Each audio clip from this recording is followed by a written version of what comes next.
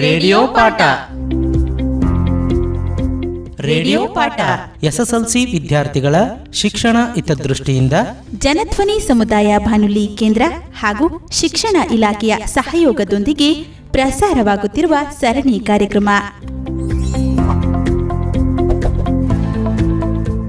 ಈ ಕಾರ್ಯಕ್ರಮವು ಪ್ರಸ್ತುತ ಪಠ್ಯಕ್ರಮಕ್ಕೆ ಅನುಗುಣವಾಗಿ ಆಯಾ ವಿಷಯಕ್ಕೆ ಸಂಬಂಧಿಸಿದ ವಿಷಯವಾರು ಶಿಕ್ಷಕರಿಂದ ಪರೀಕ್ಷಾ ಸಿದ್ಧತೆ ಹಾಗೂ ಪಠ್ಯಕ್ರಮ ಬೋಧನೆ. ತಪ್ಪದೇ ಕೇಳಿ ಪ್ರತಿ ಭಾನುವಾರ, ಮಂಗಳವಾರ ಹಾಗೂ ಶುಕ್ರವಾರ ನಿಮ್ಮ ಜನಧ್ವನಿ ಬಾನುಲಿ ಕೇಂದ್ರದಲ್ಲಿ. ರೇಡಿಯೋ ಪಾಠ.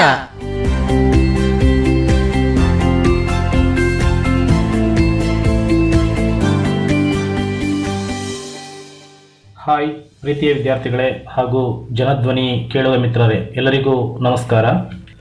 I am very happy to meet you again. In the previous class we have discussed about very first poem, Grandma Climbs a Trees. Today we will discuss about the second poem, that is Quality of Mercy.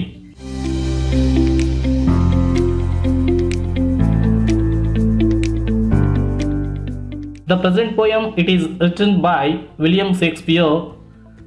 Mercy means compassion, sympathy, kindness, forgiveness. These words are very very similar to the mercy. Mercy ಅಂದರೆ ಕನ್ನಡದಲ್ಲಿ ದಯೆ ಅಥವಾ ಕರುಣೆ ಅಂತೇಳಿ ಕಾಣ್ತೇವೆ.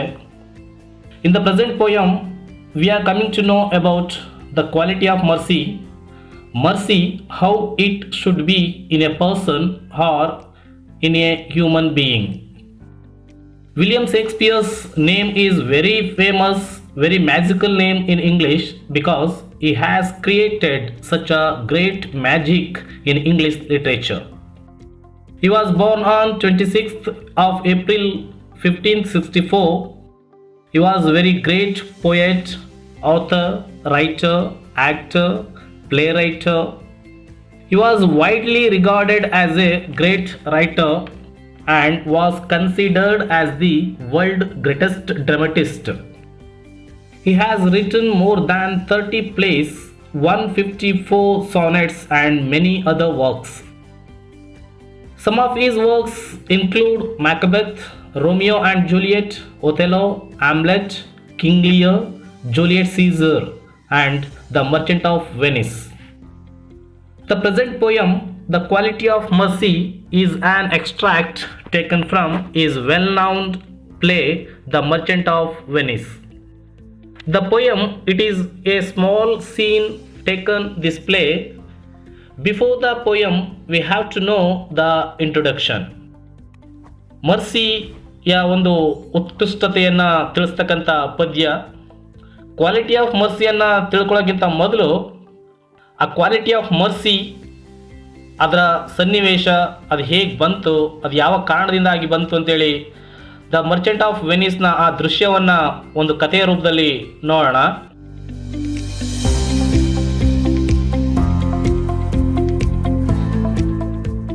ಶೇಕ್ಸ್ಪಿಯರ್ನ ಹೆಸರೇ ಒಂದು ಜಗತ್ತಿನ ಅತ್ಯದ್ಭುತ ಅಂತೇಳಿ ಅನಿಸುತ್ತೆ. ಯಾಕೆಂತ ಹೇಳಿದ್ರೆ ಅವರು ಬರೆದಿರತಕ್ಕಂಥ ನಾಟಕಗಳು ಅಥವಾ ಸಾನೆಟ್ಗಳು, ನಾಟಕಗಳಲ್ಲಿ ಕಾಮಿಡಿ ಮತ್ತು ಟ್ರ್ಯಾಜಿಡಿಗಳನ್ನು ಇಂಟ್ರಡ್ಯೂಸ್ ಮಾಡಿದಂಥದ್ದು. ಇಲ್ಲಿ ಮರ್ಚೆಂಟ್ ಆಫ್ ವೆನಿಸ್ ಒಂದು ಅದ್ಭುತವಾದ ನಾಟಕ.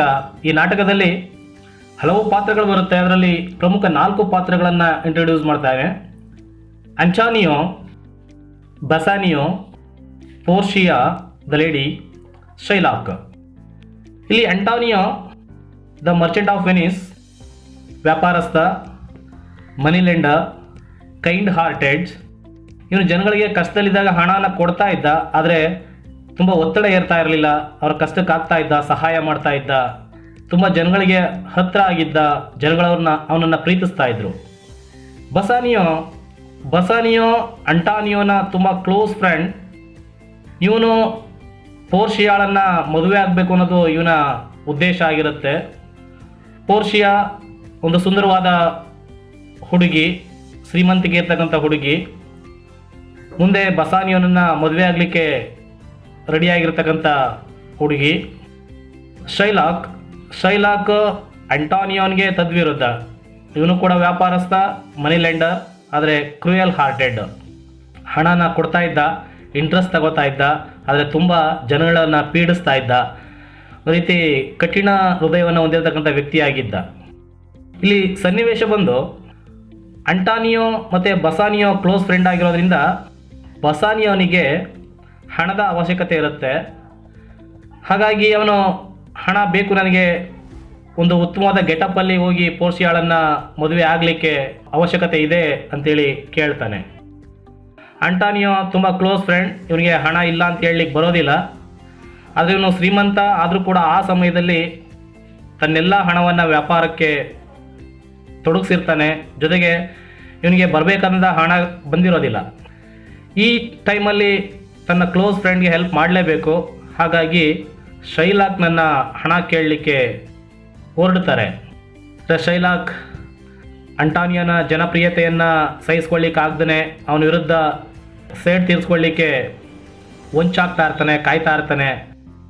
ಅವನು ಹಣ ಕೇಳಲಿಕ್ಕೆ ಬಂದ ಆ ಒಂದು ಅವಕಾಶವನ್ನು ಮಿಸ್ ಮಾಡ್ಕೊಳ್ಳೋದೇ ಇಲ್ಲ ಇವನು ಶೈಲಾಕ್ ಏನು ಮಾಡ್ತಾನೆ, ಆಯಿತು ನಾನು ಹಣ ಕೊಡ್ತೇನೆ, ಆದರೆ ಕಂಡೀಷನ್ ಮೇಲೆ ಹಣ ಕೊಡ್ತೇನೆ ಅಂತ ಹೇಳ್ತಾನೆ. ಏನು ಕಂಡೀಷನ್?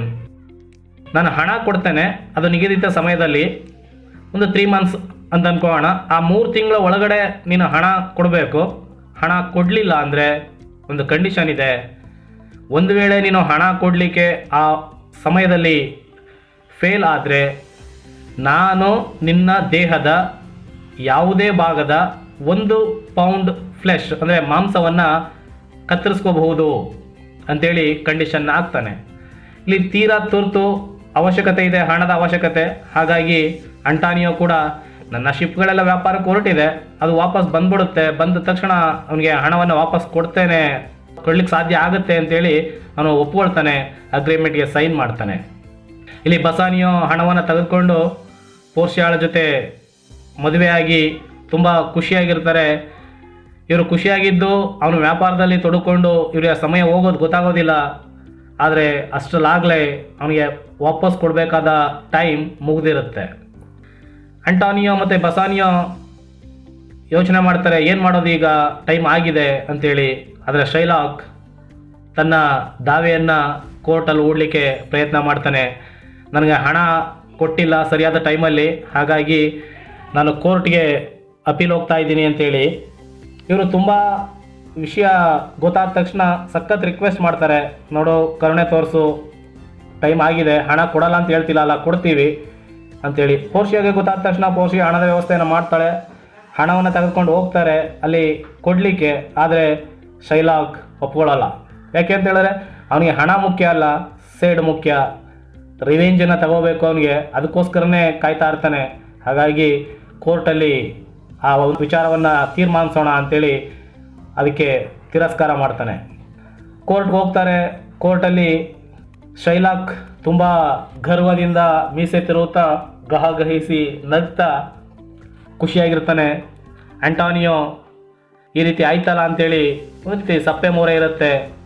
ಆದರೆ ಇಲ್ಲಿ ಒಂದು ಮಿರಾಕಲ್ ಅಂತ ಹೇಳಿದ್ರೆ ಪೋರ್ಷಿಯಾ ತನ್ನ ನಿಜ ಜೀವನದಲ್ಲೇ ಲಾಯರ್ ವೇಷವನ್ನು ಧರಿಸಿ ಕೋರ್ಟ್ಗೆ ಎಂಟ್ರಿ ಕೊಡ್ತಾಳೆ.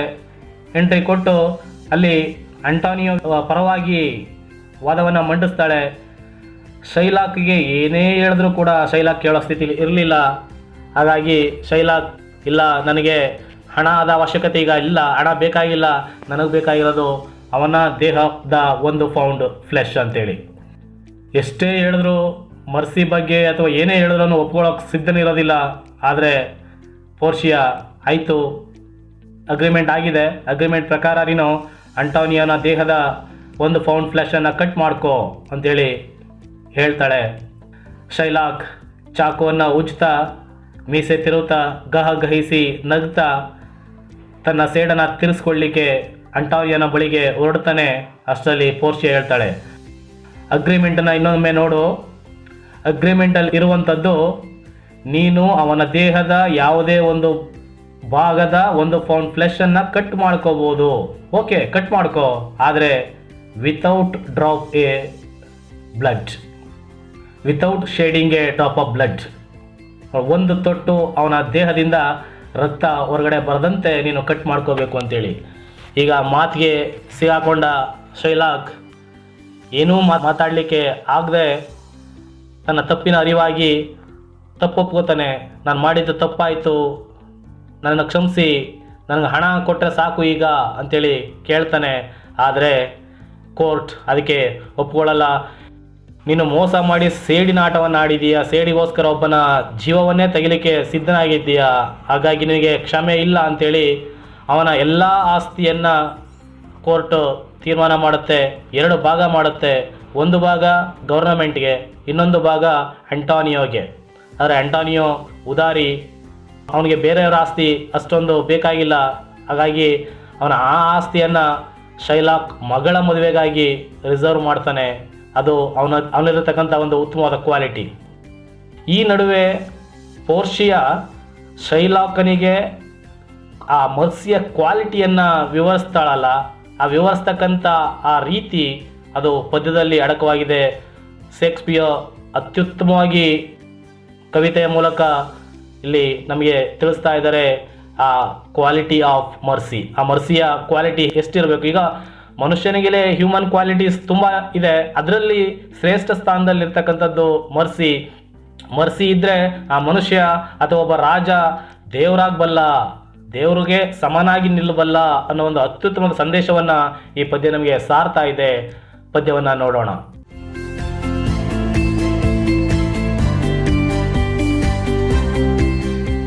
ವಿದ್ಯಾರ್ಥಿಗಳೇ, ಟೆಕ್ಸ್ಟ್ ಬುಕ್ ತಗೊಳ್ಳಿ, ಪದ್ಯವನ್ನು ಒಂದು ಸಾರಿ ಓದೋಣ, ಬೆರಳಿಟ್ಕೊಂಡು ಒಂದು ಸಾರಿ ಕೇಳಿಸ್ಕೊಳ್ಳಿ, ನಂತರ ಅದನ್ನು ಒಂದು ಸಾರಿ ರಿಸೈಟ್ ಮಾಡೋಣ, ಆಮೇಲೆ ಅದರ ಸಾರಾಂಶವನ್ನು ವಿವರವಾಗಿ ನೋಡೋಣ.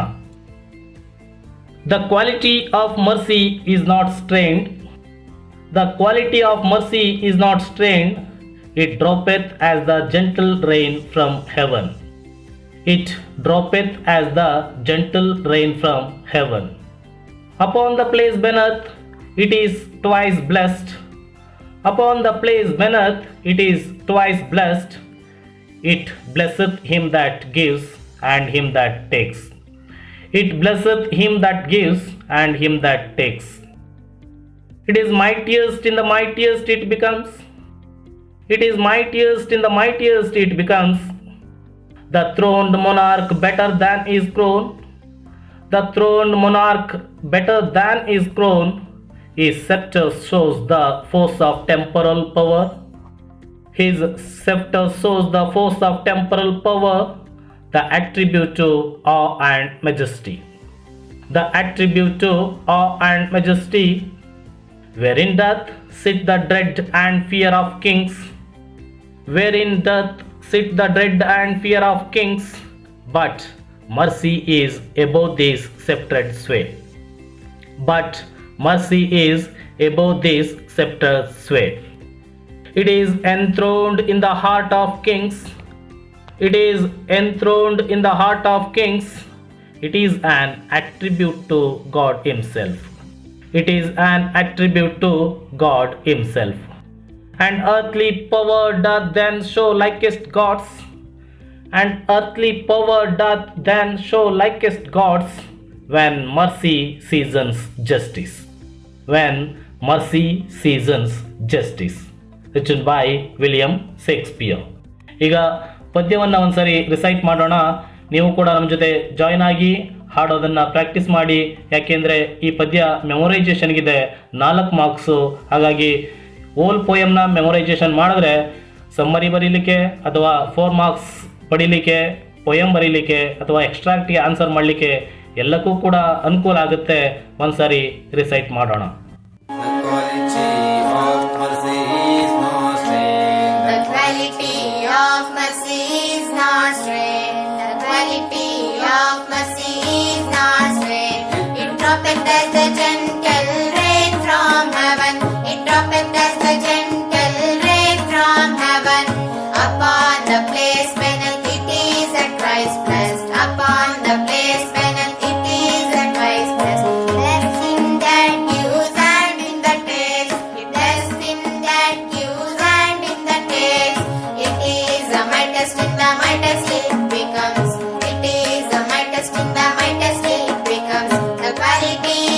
mercy is not strained. The quality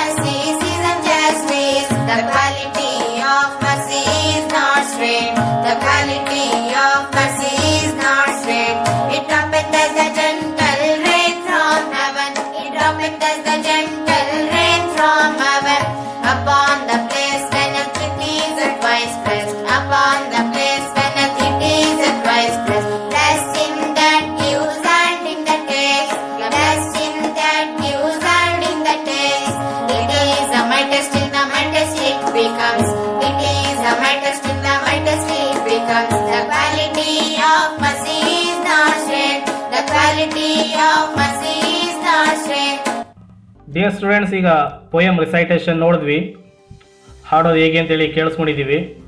ಈಗ ಪದ್ಯವನ್ನು ವಿವರವಾಗಿ ನೋಡೋಣ.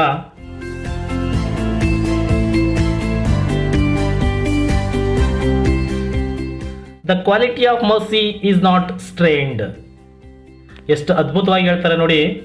The quality of mercy is not strained. Yes, mercy ಅಥವಾ ದಯೆಯನ್ನು ಒಬ್ಬ ಮನುಷ್ಯನ ಹೃದಯದಲ್ಲಿ ಅಥವಾ ಅವನಲ್ಲಿ ಬಲವಂತವಾಗಿ ಫೋರ್ಸ್ಫುಲಿ ಫಿಲ್ ಮಾಡಲಿಕ್ಕೆ ಆಗಲ್ಲ, ತುಂಬಿಸ್ಲಿಕ್ಕೆ ಆಗೋದಿಲ್ಲ. ಅದು ತನ್ನಷ್ಟು ತಾನೇ ಒಬ್ಬ ವ್ಯಕ್ತಿಯ ಅಂತರಾಳದಲ್ಲಿ ಅದಾಗಿದ್ದದೇ ಬರಬೇಕು ಅಲ್ವಾ? ಮರ್ಸಿಯನ್ನು ಯಾರಾದರೂ ಫೋರ್ಸ್ ಮಾಡಿ ತುಂಬಿಸ್ಲಿಕ್ಕೆ ಆಗುತ್ತಾ? ಇಲ್ಲ. ಎಷ್ಟು ಅದ್ಭುತವಾಗಿ ಹೇಳ್ತಾ ನೋಡಿ. Quality of mercy is not strained, is not forcefully ಅದನ್ನು ಫಿಲ್ ಮಾಡ್ಲಿಕ್ಕೆ ಬರೋದಿಲ್ಲ. ಹೇಗಿರಬೇಕಿದು ಹಾಗಾದರೆ? It droppeth as the gentle rain from heaven. It droppeth, drop ಆಗಿ, ಹನಿಯಾಗಿ ಬರಬೇಕು. ಅದು ಜೆಂಟಲ್ ರೈನ್ ಫ್ರಮ್ ಹೆವನ್, ಸ್ವರ್ಗದಿಂದ ಬರ್ತಕ್ಕಂಥ ಮಳೆ. ಈಗ ಮಳೆ ಹನಿ ಬೀಳಬೇಕಾದ್ರೆ ಎಲ್ಲರಿಗೂ ಏನೋ ಒಂದು ರೀತಿ ಖುಷಿ, ಮಳೆಯಲ್ಲಿ ನೆನೆಬೇಕು, ಆಟ ಆಡಬೇಕು ಅನ್ನೋ ಏನೋ ಒಂದು ಫೀಲ್ ಬರುತ್ತೆ. ಆ ರೀತಿ ಇದು ತುಂಬ ಜೆಂಟಲ್ ರೈನ್, ತುಂಬ ಹಿತವಾದ ಮಳೆ ಹನಿಯಾಗಿ ಸ್ವರ್ಗದಿಂದ ಬರುವಂತೆ. ಏನೋ ಒಂದು ರೀತಿ ಹೂವಿನ ಮಳೆ ಅಂತಲೂ ಅನ್ಕೋಬೋದು. ಅಷ್ಟೊಂದು ತುಂಬ ಚೆನ್ನಾಗಿರ್ತಕ್ಕಂಥ ಒಂದು ಕಂಪ್ಯಾರಿಸನ್ ಇದೆ ನೋಡಿಲಿ. ಡ್ರಾಪೆತ್ ಆಸ್ ದ ಜೆಂಟಲ್ ರೈನ್, ಇಲ್ಲಿ ಮರ್ಸಿಯನ್ನು ಜೆಂಟಲ್ ರೈನ್ಗೆ ಕಂಪೇರ್ ಮಾಡಿದರೆ ಇದು ಸಿಮಿಲಿ.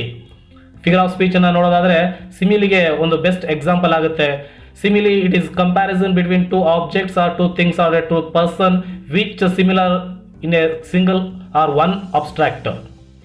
ಒಂದು ಅಂಶ ಯಾವ್ದಾದ್ರು ಒಂದು ಕಾಮನ್ ಆಗಿದ್ರೆ ಇಬ್ಬರಲ್ಲೂ ಕೂಡ, ಅಥವಾ ಎರಡು ವಸ್ತುಗಳಲ್ಲಿ ಕಾಮನ್ ಆಗಿದ್ರೆ ಅದು ಹೋಲಿಕೆ ಮಾಡ್ತೇವೆ. For example, see our eyes like a lotus, ಕಣ್ಣುಗಳು ಕಮಲದಂತೆ ಅಂತೇಳಿ ಹೇಳ್ತೇವೆ. My mother is like a god, ನನ್ನ ತಾಯಿ ದೇವರಂತೆ. ಅಂದರೆ ಇಲ್ಲಿ ಕಂಪ್ಯಾರಿಸನ್ ಇರುತ್ತಲ್ಲ, ಆ ರೀತಿ. It droppeth as the gentle rain from heaven, ಸ್ವರ್ಗದ ಅಂದರೆ ಆಕಾಶದಿಂದ ಬೀಳ್ತಕ್ಕಂಥ ಒಂದು ಹಿತವಾದ ಮಳೆಯ ರೀತಿ ಆ ಮರ್ಸಿ ಹಂತವಾಗಿ ಬರಬೇಕು. ಇದು ಫೋರ್ಸ್ ಮಾಡಿ ಫಿಲ್ ಮಾಡ್ಲಿಕ್ಕೆ ಆಗೋದಿಲ್ಲ ಅಂತೇಳಿ ಹೇಳ್ತಾ ಇದ್ದಾರೆ.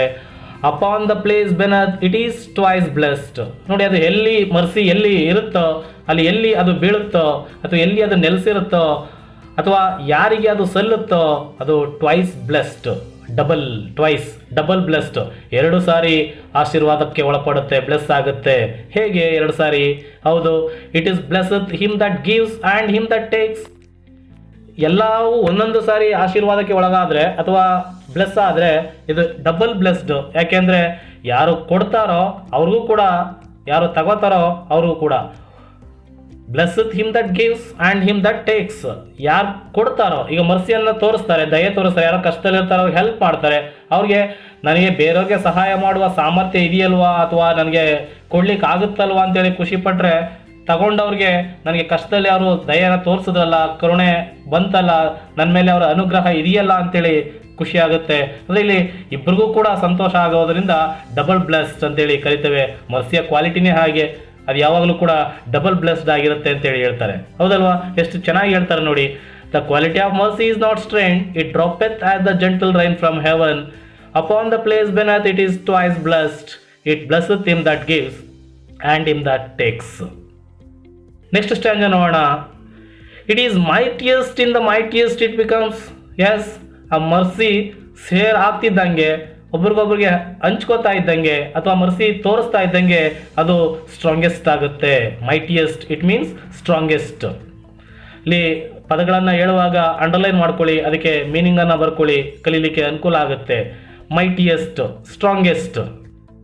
ಎಷ್ಟು ಸ್ಟ್ರಾಂಗ್ ಆಗುತ್ತೆ ಅಂದರೆ mightiest in the mightiest it becomes strongest and strongest ಆಗುತ್ತೆ. ಅಂದರೆ ಬಲಶಾಲಿ ಆಗ್ತಾ ಹೋಗುತ್ತೆ. ಒಬ್ಬರಿಂದ ಒಬ್ಬರಿಗೆ ಮರ್ಸಿ, ಈಗ ದೀಪದಿಂದ ದೀಪ ಹಚ್ತೇವೆ, ಒಂದು ದೀಪದಿಂದ ಲಕ್ಷಾಂತರ ದೀಪಗಳನ್ನು ಹಚ್ತೇವೆ. ಹಾಗಾಗಿ ಅದೇ ರೀತಿ ಕೂಡ ಮರ್ಸಿ ಒಬ್ಬರಿಂದ ಇನ್ನೊಬ್ಬರಿಗೆ ಶೇರ್ ಆಗ್ತಾ ಇದ್ದಂಗೆ ಅಥವಾ ಅವ್ರಿಗೆ ಹೋಗ್ತಾ ಇದ್ದಂಗೆ ಅದು ತುಂಬ ಸ್ಟ್ರಾಂಗ್ ಆಗ್ತಾ ಹೋಗುತ್ತೆ. ಒಂದು ಹ್ಯೂಮನ್ ನೇಚರ್ ಅಥವಾ ಒಂದು ಅಥವಾ ಒಂದು ಒಳ್ಳೆಯತನ ಅಲ್ಲಿ ಕ್ರಿಯೇಟ್ ಆಗ್ತಾ ಹೋಗುತ್ತೆ. ಸಮಾಜಮುಖಿ ಸತ್ಕಾರ್ಯಗಳು ನಡಿಲಿಕ್ಕೆ ಆ ಮರ್ಸಿ ಕಾರಣೀಕರ್ತ ಆಗುತ್ತೆ ಅಂತ ಹೇಳ್ತಾ ಇದ್ದಾರೆ. The throned monarch better than is throned over all the ruled the seat of a king. ಒಬ್ಬ ರಾಜ ಆಳ್ತಕ್ಕಂಥ ಆ ಸ್ಥಾನ, ಸಿಂಹಾಸನ ಅಂತೇಳಿ ಕರಿತೀವಲ್ವಾ. Monarch, ruler, king. ಒಬ್ಬ ಸಿಂಹಾಸನಾರೂಢ ರಾಜ ಅವನ ಕಿರೀಟಧಾರಣ ರಾಜನಿಗಿಂತ ಶ್ರೇಷ್ಠನಾಗಿರ್ತಾನೆ.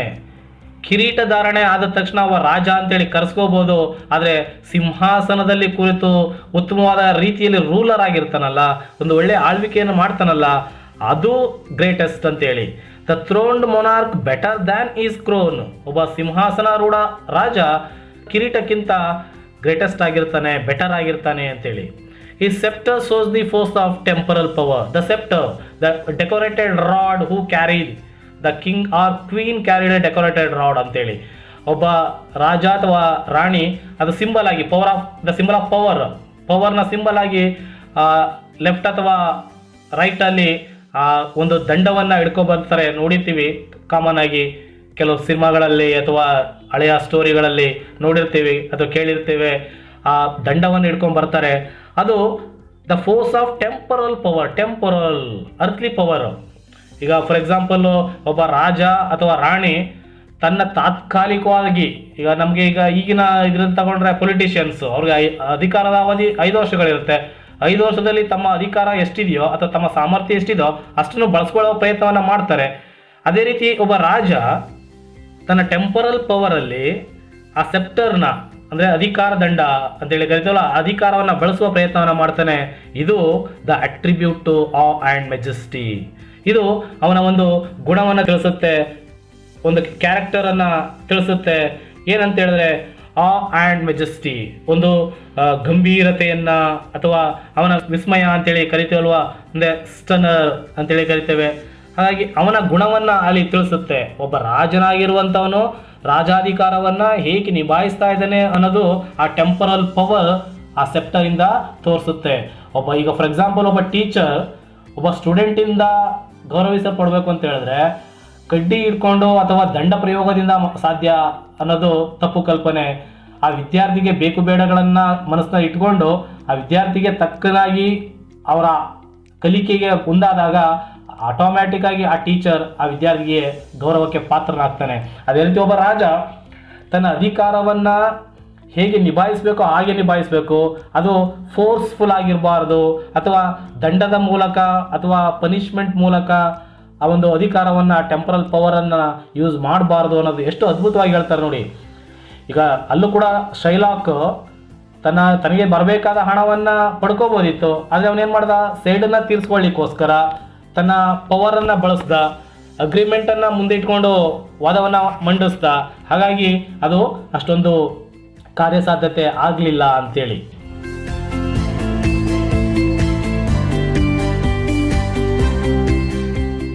ನೆಕ್ಸ್ಟ್ ಸ್ಟ್ಯಾಂಜ ನೋಡೋಣ. Wherein doth sit the dread and fear of kings. ಹಾಗಾದ್ರೆ ಇದು ಏನು ಮಾಡುತ್ತೆ, ಈ ದಂಡ ಅಥವಾ ರಾಜನ ಒಬ್ಬ ಅಧಿಕಾರದ ಇದು ಏನು ಮಾಡುತ್ತೆ ಅಂತ ಹೇಳಿದ್ರೆ, ಅದು wherein doth means does sit the dread and fear of kings. ಒಬ್ಬ ರಾಜನ ಮೇಲಿರ್ತಕ್ಕಂಥ ಗೌರವವನ್ನು ಅದು ಸೂಚಿಸೋದಿಲ್ಲ, ಅದಕ್ಕಿಂತ ಹೆಚ್ಚಾಗಿ ಅವನ ಮೇಲಿನ ಭಯವನ್ನು ತಿಳಿಸುತ್ತೆ. ರಾಜನಿಗೆ ಪ್ರಜೆಗಳು ಎದುರ್ಕೋತಾ ಇದ್ದಾರೆ ಅನ್ನೋದನ್ನು ತಿಳಿಸುತ್ತೆ ಹೊರತು ರಾಜನ ಮೇಲೆ ಪ್ರಜೆಗಳಿಗೆ ಗೌರವ ಇದೆ ಅಥವಾ ಅವನ ಮೇಲೆ ತುಂಬ ಪ್ರೀತಿ, ಕಾಳಜಿ, ವಿಶ್ವಾಸ ಇದೆ ಅನ್ನೋದನ್ನು ತೋರಿಸೋದಿಲ್ಲ. ಆದರೆ mercy is above this sceptred sway. ಒಬ್ಬ ರಾಜನ ದಂಡಕ್ಕಿಂತ ಹೆಚ್ಚಾಗಿ ಅವನಲ್ಲಿ ಮರ್ಸಿ ಇದ್ಬಿಟ್ರೆ ಇವೆಲ್ಲಕ್ಕಿಂತಲೂ ಗ್ರೇಟ್ ಆಗಿಬಿಡ್ತಾನೆ. ಆ ಒಂದು ಆ ವೇ ಇದೆಯಲ್ಲ, ಅದರ ಪ್ರಭಾವ ಇದೆಯಲ್ಲ, ಆ ಸೆಪ್ಟರ್ಸ್ ವೇ, ಆ ಒಂದು ಅಧಿಕಾರದ ಅಥವಾ ದಂಡದ ಪ್ರಭಾವ ಇದೆಯಲ್ಲ, ಆ ಪ್ರಭಾವ ಮರ್ಸಿಯಿಂದ ಆದರೆ ಅದು ಅವನು ತುಂಬ ಗ್ರೇಟ್ ಆಗ್ಬಿಡ್ತಾನೆ. It is enthroned in the heart of kings. ಆ ಮರ್ಸಿ ಅನ್ನೋದು ರಾಜನ ಹೃದಯವನ್ನು ಆಳ್ವಿಕೆ ಮಾಡಲಿಕ್ಕೆ ಸ್ಟಾರ್ಟ್ ಮಾಡಿದ್ರೆ, ರಾಜನ ಹೃದಯವನ್ನು ದ್ವೇಷ, ಕೋಪ ಅಥವಾ ಪನಿಷ್ಮೆಂಟ್ ಇವೆಲ್ಲ ಆಳ್ವಿಕೆ ಮಾಡೋದಕ್ಕಿಂತ ಮರ್ಸಿ ಅನ್ನೋದು ರೂಲ್ ಮಾಡಿದ್ರೆ, ಅವನ ಹಾರ್ಟಲ್ಲಿ ನೆಲೆಸಿದ್ರೆ, ಅವನೊಬ್ಬ ದಯಾಮಯ ಆದರೆ, ಪ್ರಜಾಪರವಾಗಿ ಅಧಿಕಾರವನ್ನು ನಡೆಸೋ ರೀತಿ ಆದರೆ ಅವನು ಆಗ ತುಂಬ ಶ್ರೇಷ್ಠ ವ್ಯಕ್ತಿ ಆಗ್ತಾನೆ. ಅವನ ಹಾರ್ಟಲ್ಲಿ ಮರ್ಸಿ ಅನ್ನೋದು ನೆಲೆಸಿರುತ್ತೆ ಅಂತೇಳಿ ಎಷ್ಟು ತುಂಬ ಸುಂದರವಾಗಿ ವಿವರಿಸ್ತಾ ಇದ್ದಾರೆ. It is an attribute to God himself. ನೋಡಿ, ಇಟ್ ಈಸ್ ಅನ್, ಅಲ್ಲಿ ಮೊದಲು ಅವನ ಅಟ್ರಿಬ್ಯೂಟ್ ಏನಾಗಿತ್ತು, ಆ ಆ್ಯಂಡ್ ಮೆಜೆಸ್ಟಿ. ಆ ದಂಡದಿಂದ ಅವನು ಒಂದು ರೀತಿ ಗಂಭೀರನಾಗಿ ಜನಗಳಲ್ಲಿ ಭಯ ಹುಟ್ಟಿಸ್ತಕ್ಕಂಥ ಸ್ವಭಾವ ಉಳ್ಳವನಾಗಿದ್ದ. ಅದೇ ಮರ್ಸಿ ಅವನ ಹೃದಯದಲ್ಲಿ ಬಂದ ತಕ್ಷಣ ಅವನಿಗೆ ಯಾವ ರೀತಿ ಫೀಲ್ ಆಗ್ತಾ ಇದೆ ಅಂದರೆ, ಅಥವಾ ಜನಗಳು ನೋಡೋ ದೃಷ್ಟಿ ಹೇಗಿದೆ ಅಂತ ಹೇಳಿದ್ರೆ, it is an attribute to God himself. ಅವನ ಗುಣ ಗಾಡ್ ಹಿಮ್ಸೆಲ್ಫ್, ತನ್ನಷ್ಟಕ್ಕೆ ತಾನು ದೇವರಾಗ್ತಾ ಇದ್ದಾನೆ. ಈಗ ದೇವರ ಸ್ವರೂಪದ ರೀತಿ ಬದಲಾಗ್ತಾ ಇದ್ದಾನೆ. ಯಾಕೆ ಅಂತ ಹೇಳಿದ್ರೆ ಅವನ ಹೃದಯದಲ್ಲಿ ಮರ್ಸಿ ನೆಲೆಸಿದಾಗ ಅಥವಾ ದಯೆ ಇದ್ದಾಗ. And earthly power doth then show likest gods. ಈಗ ಅರ್ಥ್ಲಿ ಪವರ್ ಮತ್ತು ಗಾಡ್ಸ್ ಪವರ್ಗೆ ಕಂಪ್ಯಾರಿಸನ್ ಮಾಡ್ತಾ ಇದ್ದಾರೆ. ಅವನಿಗೆ ದಂಡ ಪ್ರಯೋಗದಿಂದ ಅರ್ಥ್ಲಿ ಪವರ್ ಇತ್ತು, ಅದು ಏನಾಗ್ತಾ ಇದೆ ಈಗ ದೆನ್ ಶೋ ಲೈಕೆಸ್ಟ್ ಗಾಡ್ಸ್, ಲೈಕೆಸ್ಟ್ ದೇವರ ಗುಣಕ್ಕೆ ಹತ್ತತ್ರ ಅಂತೇಳಿ ಅದಕ್ಕೆ ಕಂಪ್ಯಾರಿಸನ್ ಮಾಡಿ ಹೇಳ್ತಾ ಇದ್ದಾರೆ. ದೇವರಾಗ್ಬಿಡ್ತಾನೆ ಒಬ್ಬ ರಾಜ, ದೇವರಾಗೋದು ಹೇಗೆ? ಒಬ್ಬ ಮಾನವ ದೈವ ಮಾನವ ಅಥವಾ ದೇವಮಾನವನೇ ಆಗೋದು ಹೇಗೆ? ಈಗ ಎಷ್ಟೋ ಸ್ವಾಮೀಜಿಗಳನ್ನು ಅಥವಾ ಎಷ್ಟೋ ಶ್ರೇಷ್ಠ ವ್ಯಕ್ತಿಗಳನ್ನು ದೇವಮಾನವರು ಅಥವಾ ದೈವ ಮಾನವರು ಅಂತೇಳಿ ಕರೀತಲ್ವಾ? ಯಾಕೆ ಅಂತ ಹೇಳಿದ್ರೆ ಅವರು ಸಮಾಜಮುಖಿಯಾಗಿ ಮಾಡಿದಂಥ ಕೆಲಸಗಳು, ಸಮಾಜಕ್ಕೆ ಕೊಟ್ಟಂಥ ಕೊಡುಗೆಗಳು, ಸಮಾಜಕ್ಕೋಸ್ಕರ ಅವ್ರು ಮಾಡಿದಂಥ ತ್ಯಾಗ, ಬಲಿದಾನ ಅಥವಾ ಇವೆಲ್ಲವೂ ಕೂಡ ಸೇರಿಕೊಂಡು ಅವರ ಹೃದಯದಲ್ಲಿರ್ತಕ್ಕಂಥ ಮರ್ಸಿ ಅಥವಾ ದಯೆ ಇದೆಲ್ಲಕ್ಕೂ ಕಾರಣ ಆಗುತ್ತೆ ಅಂತೇಳಿ ಹೇಳ್ತಾ ಇದ್ದಾರೆ. And earthly power that then show likest God's.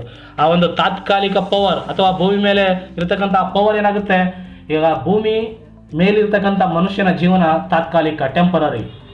ಅಂದರೆ ಗಾಡ್ಸ್ ಅಥವಾ ದೇವರ ಒಂದು ಕಲ್ಪನೆ ನಮ್ಮ ಮನಸ್ಸಿನಲ್ಲಿ ಏನಿದೆ ಅದು ಪರ್ಮನೆಂಟ್, ಶಾಶ್ವತವಾಗಿರುತ್ತೆ. ಒಬ್ಬ ವ್ಯಕ್ತಿ ಇದ್ದು ಹೋದ್ಮೇಲೂ ಕೂಡ ತಾನು ಉಳ್ಕೋಬೇಕು ಅಂತ ಹೇಳಿದ್ರೆ ಸಮಾಜಮುಖಿಯಾಗಿ ಬದುಕಿರಲೇಬೇಕು. ಬದುಕಿದಾಗ ಮಾತ್ರ ಅವನ ಹೆಸರು ಉಳ್ಕೊಳ್ಳುತ್ತೆ. ಫುಟ್ ಪ್ರಿಂಟ್ಸ್ ಅಂತ ಹೇಳ್ತೀವಿ ನಾವು, ಲೀವ್ ಅವರ್ ಫುಟ್ ಪ್ರಿಂಟ್ಸ್ ಅಂತ. ನಾವು ಪಾದದ ಗುರುತನ್ನು ಬಿಡಬೇಕು ಅಂತೇಳಿ, ಪಾದದ ಗುರುತನ್ನು ಬಿಡಬೇಕು ಅಂತ ಹೇಳಿದ್ರೆ ಎಲ್ಲ ಒಂದು ಕಡೆ ಕಾಂಕ್ರೀಟ್ ಹಾಕಿ ಅಲ್ಲಿ ಪಾದವನ್ನು ಒತ್ತಿ ಬಿಡೋದಲ್ಲ. ನಾವು ಮಾಡಿರ್ತಕ್ಕಂಥ ಕೆಲಸಗಳು ಅಥವಾ ನಾವು ಮಾಡಿರ್ತಕ್ಕಂಥ ಸೇವೆಯಿಂದ ಜನ ಸ್ಮರಿಸ್ಕೊಳ್ತಾರೆ.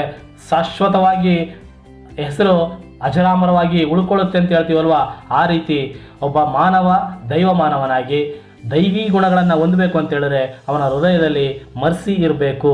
ಆ ಮರ್ಸಿ ಬರೀ ಇದ್ದರೆ ಸಾಲೋದಿಲ್ಲ, ಏನಾಗಬೇಕು? When mercy seasons justice.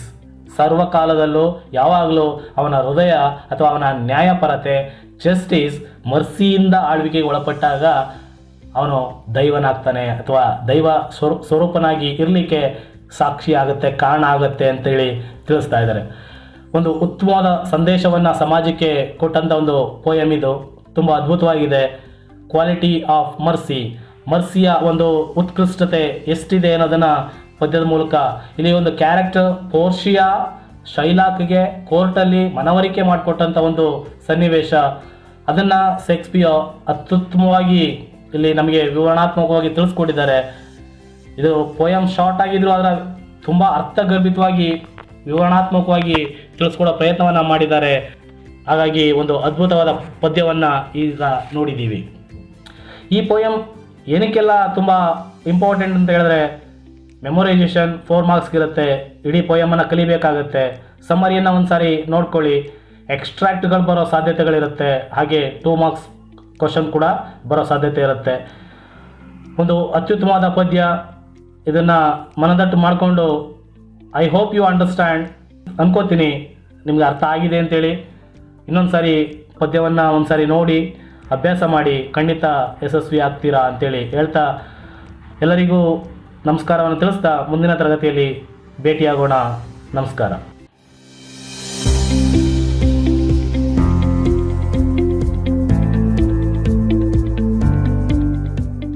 Radio ಪಾಠ. ರೇಡಿಯೋ ಪಾಠ ಎಸ್ಎಸ್ಎಲ್ಸಿ ವಿದ್ಯಾರ್ಥಿಗಳ ಶಿಕ್ಷಣ ಹಿತದೃಷ್ಟಿಯಿಂದ ಜನಧ್ವನಿ ಸಮುದಾಯ ಬಾನುಲಿ ಕೇಂದ್ರ ಹಾಗೂ ಶಿಕ್ಷಣ ಇಲಾಖೆಯ ಸಹಯೋಗದೊಂದಿಗೆ ಪ್ರಸಾರವಾಗುತ್ತಿರುವ ಸರಣಿ ಕಾರ್ಯಕ್ರಮ. ಈ ಕಾರ್ಯಕ್ರಮವು ಪ್ರಸ್ತುತ ಪಠ್ಯಕ್ರಮಕ್ಕೆ ಅನುಗುಣವಾಗಿ ಆಯಾ ವಿಷಯಕ್ಕೆ ಸಂಬಂಧಿಸಿದ ವಿಷಯವಾರು ಶಿಕ್ಷಕರಿಂದ ಪರೀಕ್ಷಾ ಸಿದ್ಧತೆ ಹಾಗೂ ಪಠ್ಯಕ್ರಮ ಬೋಧನೆ. ತಪ್ಪದೇ ಕೇಳಿ ಪ್ರತಿ ಭಾನುವಾರ, ಮಂಗಳವಾರ ಹಾಗೂ ಶುಕ್ರವಾರ ನಿಮ್ಮ ಜನಧ್ವನಿ ಬಾನುಲಿ ಕೇಂದ್ರದಲ್ಲಿ ರೇಡಿಯೋ ಪಾಠ.